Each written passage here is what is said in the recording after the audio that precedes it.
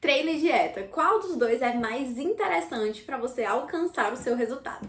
Tenho certeza que você já até procurou na internet. Nossa, é mais importante eu treinar ou é mais importante eu seguir uma dieta para alcançar o meu objetivo? Fica nesse vídeo que no final do vídeo eu vou fazer você ter a sua própria opinião. O tema do nosso vídeo de hoje é como combinar treino e dieta para otimizar os seus resultados. Sem sombra de dúvidas, é um dos temas que mais causa intriga no mundo fitness hoje em dia. O que é mais importante? O pessoal do treinamento, obviamente, fala da importância do treinamento. Os nutricionistas, obviamente, falam da importância de fazer uma dieta para você alcançar o seu objetivo. E o que eu tenho para te falar é o seguinte: treino sozinho não é suficiente. A alimentação sozinha também não vai trazer o seu resultado. Então, o que é que a gente precisa? A gente precisa otimizar. Nós precisamos tanto do treino quanto da alimentação para alcançar o seu objetivo. Seja emagrecimento, seja recomposição corporal, seja um processo de hipertrofia. Independente do objetivo, para você alcançar um corpo esteticamente bonito, a gente precisa tanto do treinamento quanto ajustes na dieta. E cada um desses objetivos tem ajustes diferentes, estão em estratégias alimentares completamente diferentes.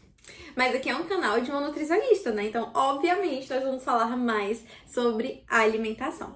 E eu vou falar e dar algumas dicas para você conseguir melhorar a sua alimentação e, consequentemente, melhorar o seu rendimento no treino. Porque se a gente tem uma alimentação ineficiente, a gente não tá dando a quantidade de calorias, a quantidade de proteínas, a quantidade de vitaminas, a quantidade de minerais necessários, o seu treinamento será impactado drasticamente. Então, o primeiro ponto que a gente vai começar a falar, né, que é as maiores dúvidas que também pairam, é a alimentação antes e a alimentação após o treino. Primeira grande desmistificação que eu quero trazer para vocês é o seguinte: você não precisa fazer a refeição pré-treino, dependendo do horário do seu treino. A refeição pré-treino não é aquela refeição que vai te dar energia para a hora de treinar.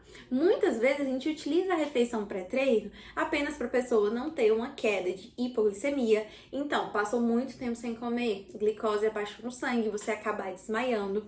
Ou, por exemplo, algumas pessoas sentem algum desconforto gástrico quando estão com fome, para você não treinar com fome. Então, por isso, em alguns casos, a gente utiliza a refeiçãozinha pré-treino. Uma refeição pré-treino é interessante ser realizada 1 hora, 2 horas antes da prática da atividade física. Essa refeição pré-treino não precisa necessariamente a gente ter proteína, até porque a proteína tem uma digestão mais lenta no nosso organismo. Então a gente precisa de fontes de carboidrato de mais rápida absorção. Depende muito do horário que você vai comer. É 1 hora antes, é meia hora antes. É quanto tempo antes que a gente está realizando essa refeição pré-treino. Então, o que é que você pode acrescentar? Pão com geleia, bananas, uma tapiocazinha. Então, sempre pensar, né, nessas fontes de absorção mais rápidas. Tem pacientes que gostam de utilizar, por exemplo, o doce de leite como uma fonte pré-treino. Só que, do meu ponto de vista, tem que se tomar cuidado, porque o doce de leite, ele vai aumentar a sua glicose, mas ao mesmo tempo, na hora do treino, ele também pode causar uma hipoglicemia. Então, é bem interessante a gente conversar com o nutricionista se é interessante o doce de leite para você ou não. E outra coisa, também depende do seu objetivo.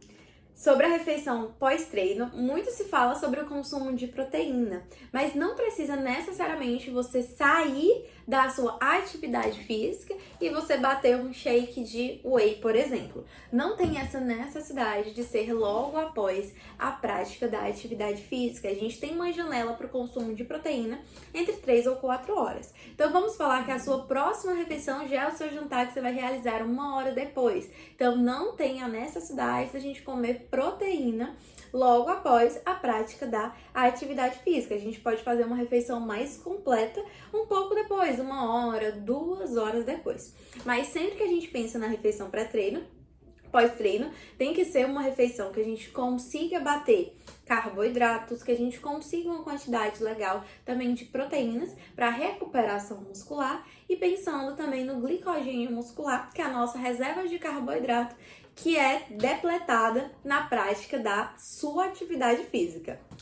E sobre hidratação, eu vejo que é uma das coisas que muita gente menospreza, principalmente mulheres. Nós mulheres temos mais dificuldade, geralmente, em bater a ingestão de água necessária. Então, pensando em ingestão de água, vou colocar a formulazinha aqui.